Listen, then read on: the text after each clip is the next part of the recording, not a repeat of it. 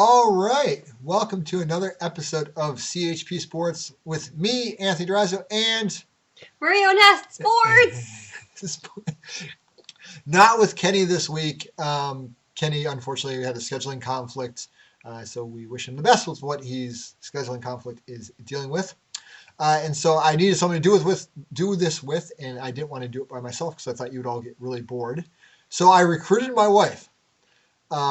So we'll see how this goes, is what's going to happen.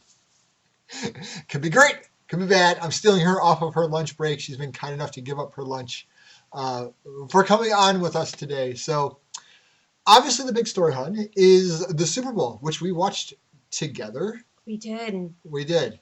How did you feel? Was the game exciting? Was the game not exciting? How did it hold up to you, a very casual fan of football? I mean, it was good. There was some ups and downs. The score was kind of like, oh, who's going to be up front? There were some nerve-wracking moments. So if you didn't care really who won, it was probably a much better experience. And yourself? Yeah, no, I agree. I thought it was a really good back and forth game. I thought it was a little bit lower scoring than I had it when I was making some predictions with my siblings and my father. But I think it held up to the hype of being a good Super Bowl. I don't know if it was great, but it was good. And I do agree with you that if you didn't have a vested interest in either team, which I wasn't heavily invested in either team, I was pulling for the Bengals because of Joe Burrow, but I'm not mad that they lost. It was an exciting game, right? There were lots of ups and downs. Good comeback from the Rams at the end. I mean, the end got exciting. Yes, it did get very exciting. Why the giant sigh? Because I was not casually rooting for the Bengals. I was very much Ohio. And it's very frustrating towards the end. Don't you not remember the shouting and the hand waving? You did have some shouting. There was some animation going on. You were animated towards the end. Not just the Disney kind. Correct. Yeah, no, I think it was good. I think the game ended up playing out kind of how Kenny and I predicted, with the Rams' defensive line kind of taking over late. They made some adjustments, and that allowed them to get to Burrow a lot. I mean, he got sacked 6 times in the second half, which meant their offense really struggled. I mean, they couldn't. Yeah, it was bad. Yeah, it's unfortunate. I mean, and they still almost won the game. They're within I guess that last touchdown, which there were some penalties called there. The call on, I think, 55 Wilson of the Bengals was a phantom call. There's something floating in front of my lens. Apologies. Yeah, that was a phantom call. I mean, I know I've seen people be like, well, it's make up for the missed call against the face mask. The Ramsey. Yeah. Well, touchdown. The face mask was a mess up from when the guy grabs the Bengals jersey right outside the end zone, and that wasn't called. You can't just grab and hold and not have a flag. Yeah, that was kind of my thought, is that people conveniently are forgetting that Ramsey held the guy going into the end zone, that pulled him back into the route and allowed him to make a play at the end zone, like the previous Bengals possession. So, I mean, the point is, I mean, the Ramsey play also, like, yes, it definitely should have been a penalty. But at the same time, when you slow it down, it looks super obvious. In full speed, it was easy to miss. Like, especially if you were the trailing umpire there, which the guy was, it happens so fast. It looks like Ramsey just kind of stumbles as, was it Boyd or Higgins? I forget who scored the touchdown. Boyd or Higgins? The one in the blue. Kind of like puts his hand in front of him, and like all of a sudden Ramsey tumbles. And it happens so fast. Oh, wait. Is Ramsey the one in the blue? Ramsey was the one in blue. Oh, yeah, I'm talking about which Bengals. Oh, scored. I thought you were talking about the other. Yeah. Other missed call. But overall, I thought it was a fairly officiated great game, other than that missed call. I mean, again, there's the one in Ramsey on the goal line that probably he was a hold, and also obviously the Wilson play. But other than that, I mean, it's not too bad. Like, you can see why they missed them. I mean, so I get it. You can look at any NFL game, I think, and pick out play calls that were missed or were terrible calls, and it didn't. I mean. It didn't affect the game. It's like, to me, it was like, yes, you can point at it if you're a hardcore fan, like, that was the call that screwed us. But it's like the Rams, like, how much can you complain? You're going to win the game.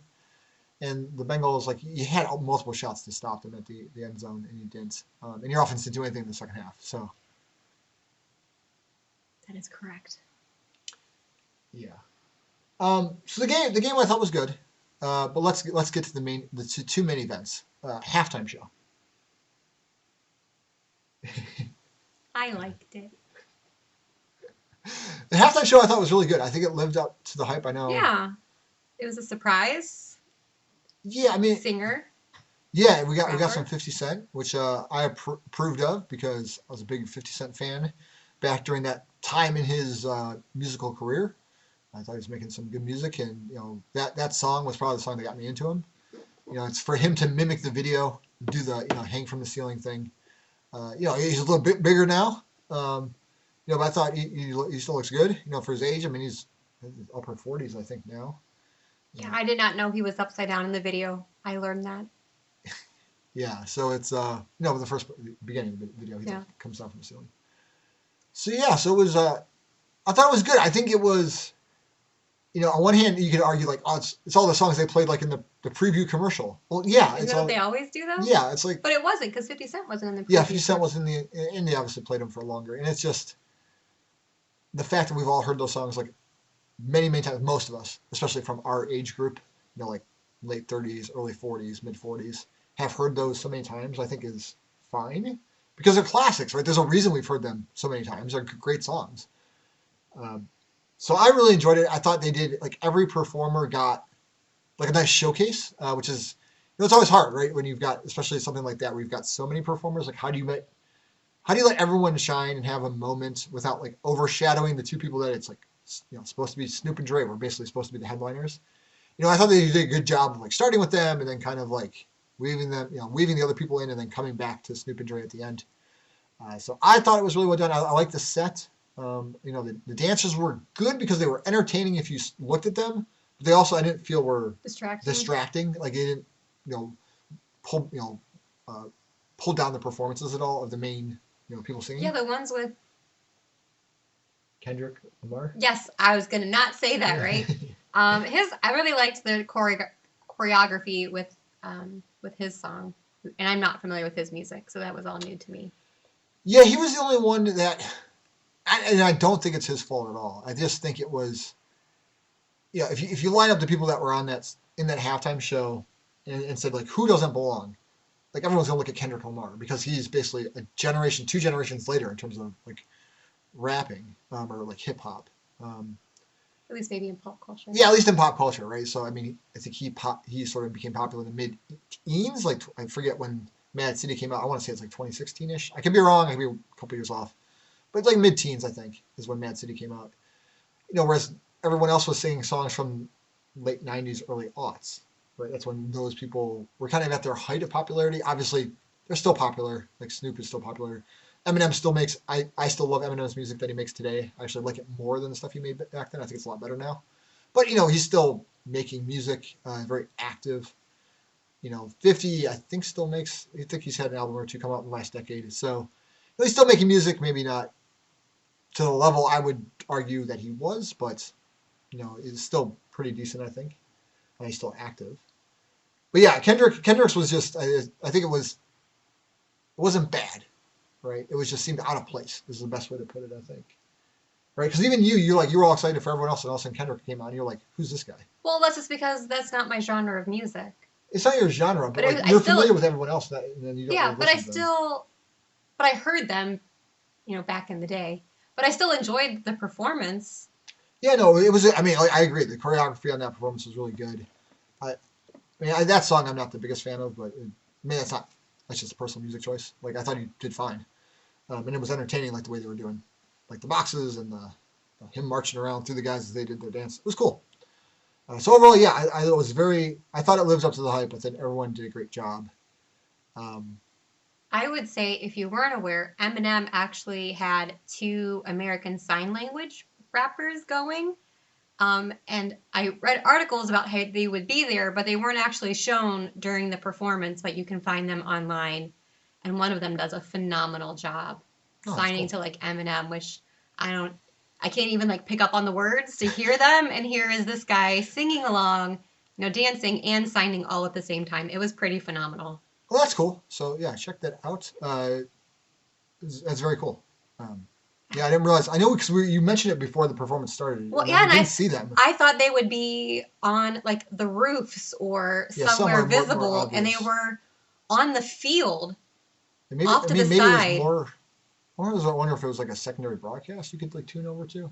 I don't know. No, it Maybe was like happening. They had so the video that I saw, they had a split screen.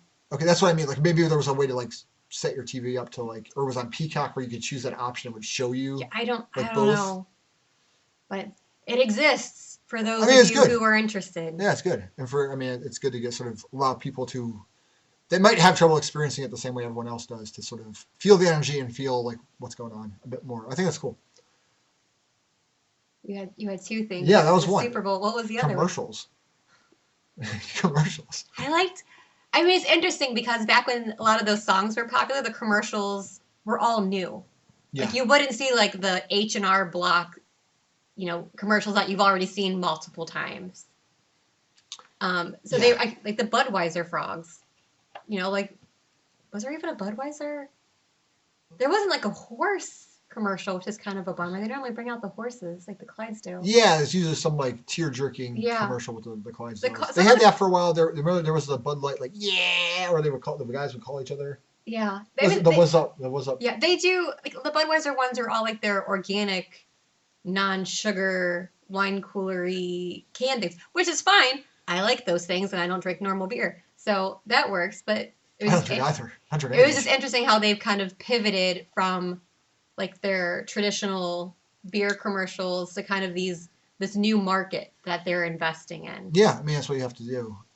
I would say so. Trying to think out which ones are good. I liked the one with the bowling one, which was I think was a beer commercial. It was I think it was Miller Lite with Steve Buscemi, Peyton, Peyton Manning, and then Serena. So I had to look up whoever else was. Yeah, so I was like, man, these people all look very familiar. But the other bowler, one of the other bowlers was Jimmy Butler from the. Is he on the 76ers now? I think. Basketball player. Basketball. Okay. Yeah, he's very good. I knew he looked super familiar. I just cannot, for whatever reason, I was having trouble placing his face. I'm like, I know this guy. Who was the other woman? Alex Morgan from the Sockers. Oh. Yeah, but I think she was at the Super Bowl. I think she might have dyed her hair. I don't, okay. Apologies to Alex Morgan if you watch this. I didn't recognize you. I don't know why I didn't recognize you. You look familiar, and I didn't know who you were. But I thought that the commercial was like a lot of fun. It had like a lot of. It told a story. Like the commercials, I feel the best Super Bowl commercials I feel are the ones that tell some sort of story, and the product is almost secondary to the story, which that one was, right? Like it's about bowling. They're kind of competitive bowling, and there's these top athletes. Yeah, and the guy playing pool was like a top golfer. Okay. So the guy playing pool was someone as well. Okay. So it was just a fun story, and then Serena comes like swaggering in with the amazing outfit. Yeah, with the amazing outfit. She looks great. She's got like the bowling bag and stuff, and it's Game On from Steve Buscemi. And then it's like they show it's a beer commercial. Like it's great. Like to me, it invests me in a little story. It's fun to watch. So I really enjoyed that one. I like some of the car commercials. The Jones ones was funny. Which one was that one? It was a truck commercial. It had Leslie Jones and. Oh my goodness. Tommy Lee Jones? Tommy Lee Jones, and then I don't remember that commercial. The one that starts with an A or an R, Jones, and it's like Tommy and Leslie, and they kind of have like a car thing, and then another one, they goes, hey Jones, hey Jones, hey Jones, and then Nick Jonas pops up. He's like, no, it's the Jonas Gate, and it was just. Oh, I don't remember that one. It was, yeah. Maybe I was getting food. It's possible. It was towards the end. I like the Schwarzenegger one with Salma Hayek. Salma Hayek, yeah, that was with the really electric good. car. Yeah, that was fun. Good. And again, it's the one that tells a story. He's retired Zeus. With his beautiful wife Athena. Was that presumably? No, Athena's his daughter that came out of his head. Oh, okay. Hera. Hera. There you go. But there's my Greek mythology lack of knowledge there. It's okay. That's why I married a Greek. I picked up on that. I got you. She's got my back. Your tag team. There you go. So yeah, that one was fun. I mean, obviously you also have some of the movie trailers, which I think are exciting. So I think the biggest one, the only one I actually remember, was Doctor Strange. Doctor Strange. There was the Oscar Isaacs one. The Moon Knight, but that's for this series, which looks really interesting. I'm super excited for and Moon then Knight. the Lord of the Rings pre-Ring series. That one looks like I have to rewatch that one. That one looked interesting. You don't know a lot of the yeah, story. I don't know the background story. You've read the. I attempted to read the Silmarillion. Yeah, you attempted to read it, whereas I stopped. Which one? I stopped midway through book 2 of the regular Lord of the Rings trilogy. Yes. Because I got bored with Sam and Frodo. Just skip it and go to book 3. Yeah. So what other movie ones were there? Those are the only ones I remember. So I was surprised we didn't see more movie trailers. I felt like it was really, honestly, like those were like the 3 kind of like series / movie trailers that we saw. I was surprised we didn't see like another Top Gun Maverick trailer. Like I know that movie's been pushed back like 17 times. It was supposed to come out 2.5 years ago, but I think they're finally it's gonna come out this year. Probably in the summer. Yeah, in the summer. I think it's late summer, maybe. Probably around July 4th. I forget what the release date is, but they've announced a release date. But given the history of that movie, take that with a grain of salt. But I mean, it's obviously done. Like it's finished. They just have to release it, and it's gonna be a huge movie, right? Like I'm super excited to see that. So,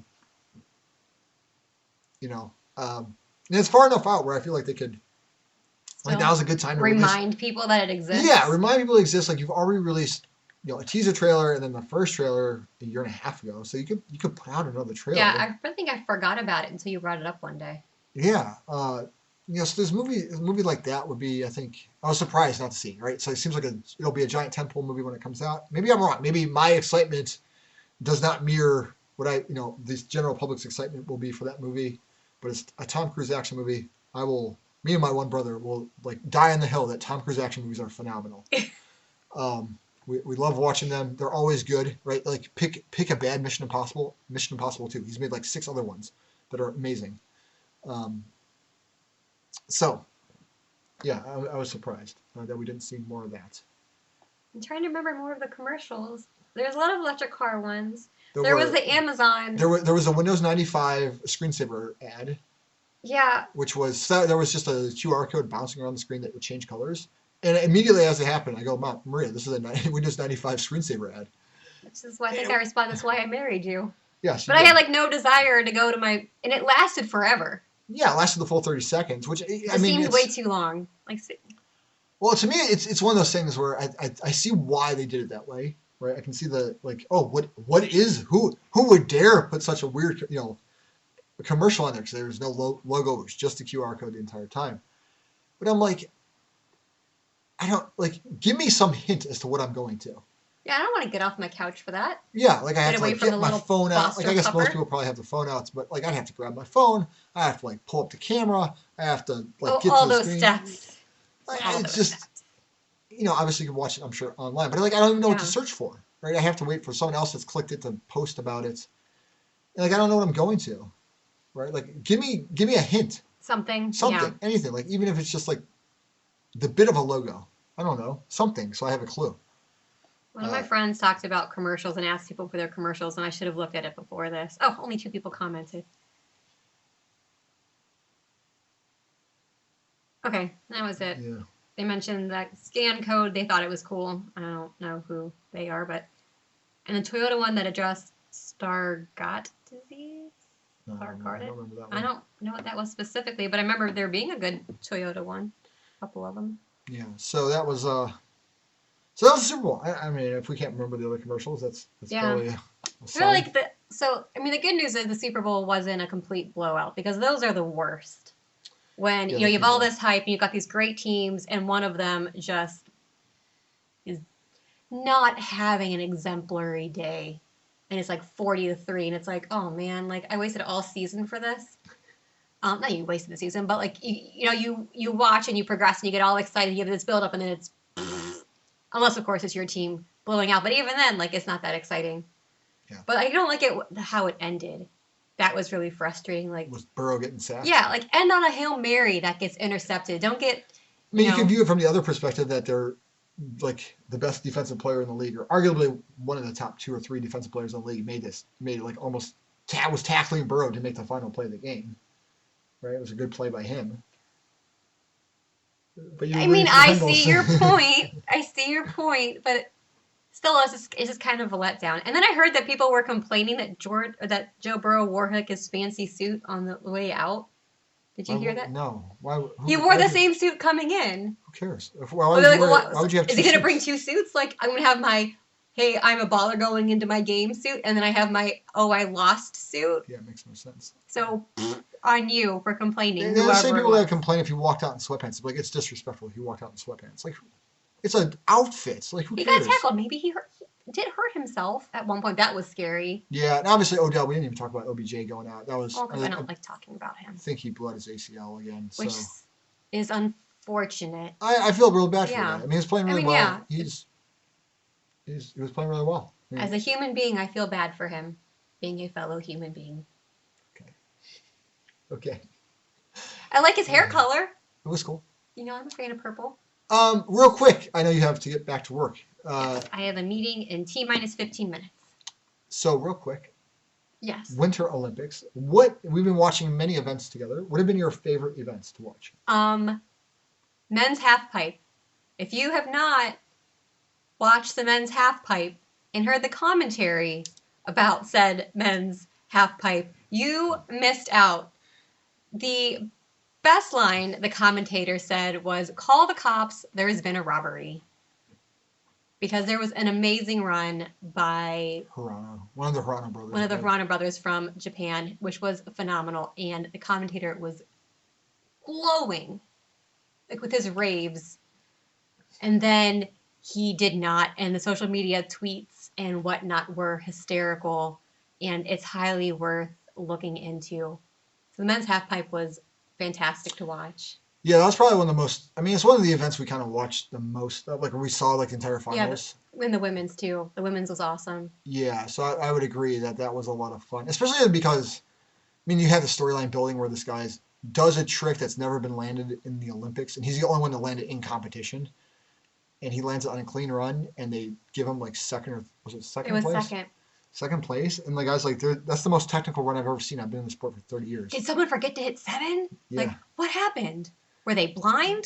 Yeah, and luckily, like that was on his second run. His third run, he goes and he nails it again, even bigger. He somehow goes even bigger with everything. It's phenomenal. And it's even cleaner run, and he got the gold, thankfully. So like justice was served in the end, but like to watch it in real time was crazy because there was a worry. It's like, well, what if this guy's clearly the best rider out here? Like it's not even close.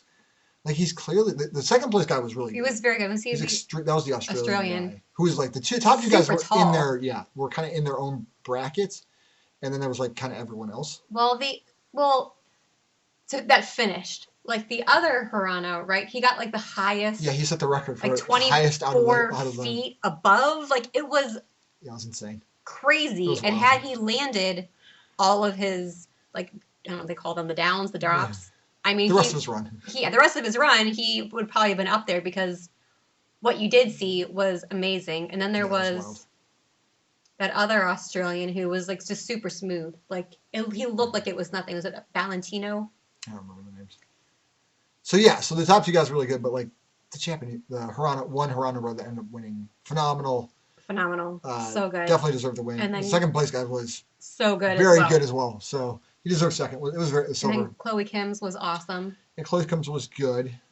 And it was her first run. She just nailed her first run. Yeah, and then she actually fell in it because she was going for like some crazy. Yeah, it was fun to see Shaun White on his last hurrah, and then it was fun to see him in the stands during other events, just kind of soaking in the whole experience. What else did we watched some of the downhill skating? We saw the relays with the two American athletes who were in their 40s, so she called them 80s babies, the female athletes. Oh yeah, the like snowboard cross. They go snowboard cross. And that was fun to watch, and it was great. Yeah, that was neat. So we watched like some of the prelims and then the final. They were like back to back, the prelims and then the medal race, and that was kind of neat because you didn't have to like wait a day and you're already invested in your athletes of choice, and you're like, Midwestern people, people in their 40s, like. If we actually trained, that may have been us. Would have never been us. I would have fallen all the way down. So yeah, this is fun to comment on. We watched the different athletes and then their equipment. Watching NBC kind of go through the skis and like the boots and how they like crushed a watermelon with the side of the ski, right? He's went, and he Yeah, cut a they were pineapple. demonstrating how sharp the ski edges Yeah, are. those are really fun and educational. And the one with the ski boot locked in, it was like 30 pounds, and he had the 2x4 in it or something. Yeah, and trying to show just how stiff they are and how heavy they are. So yeah, I think they're super useful for the general public like Especially us for because us who've never been skiing or snowboarding, so we have no we have point no of concept reference. of what's going on. And I'm sure for people that are in the sports, it's like very rudimentary. Yeah. We like we little extremely plebes over rudimentary. here. But for us plebs, it is very useful for us. Yeah, I find, so that was fun to watch. The speed skater who won, Erin, Jackson, who yeah. then apparently put her medal on backwards and was like tweeted about how she was crying so hard she didn't realize she put it on backwards, and everyone's real supportive, like, it's yours, wear it however you want, like, it's still gold. Yeah, she won the 500 meter. That was fun. She's a science person. Yeah, she did really well. Yeah, it's been fun to see the different events as they cycled through. I think last night, was it last night we saw some monobob? No, that's 2 nights ago. Monobob. And it's fun to see the different decorations, like how they're painted. Like Russia's was really pretty. I grew up in a Russian church, so don't hold that against me. Was that mean? Should I not have said that? Should we have that? I feel bad now. Hey, fine. Yeah, no, it is cool to see the designs. Yes, and just to learn about the equipment. That's cool. Yeah, so I think those end pretty soon here. But yeah, they've been fun to watch. Again, it's events that we are less familiar with. We don't live in a place with giant hills or lots of winter type sports here in Central Ohio. So cool to see. And again, I think it's just different from the Summer Olympics in that regard. And also this sort of, as we discussed last week with Kenny when he was on, just the danger component of, all right, here, dive down this luge of ice on the skeleton with your face, right next to the ice. Or here's a sharp blade. I'm going to have blades on my feet and you're going to spin me around on ice. How do they not run into the walls every time figure skating? I would just right in the wall. Maria's proprioception is not the best sometimes. No. But I can kind of skate. Or, the hills, like they kept re-showing that one French woman who like had fallen multiple times in like previous years. And seeing her fall down like the giant slalom hills, and it's just like, oh my gosh. Yeah, so very, very cool. Continue to watch those and have enjoy that. And hopefully next week should be back to Kenny and I. Please come back, Kenny. Makes my anxiety go up. In the meantime, subscribe. Because my poor wife came on here and she's super nervous about it. And hopefully I did okay. She did fine. You did great. You can follow me on Facebook or on Instagram. Sorry, on Instagram. Follow CHP on Instagram. All the links and stuff are below. And we will see you next week. Happy post-Valentine's Day. Bye. Bye.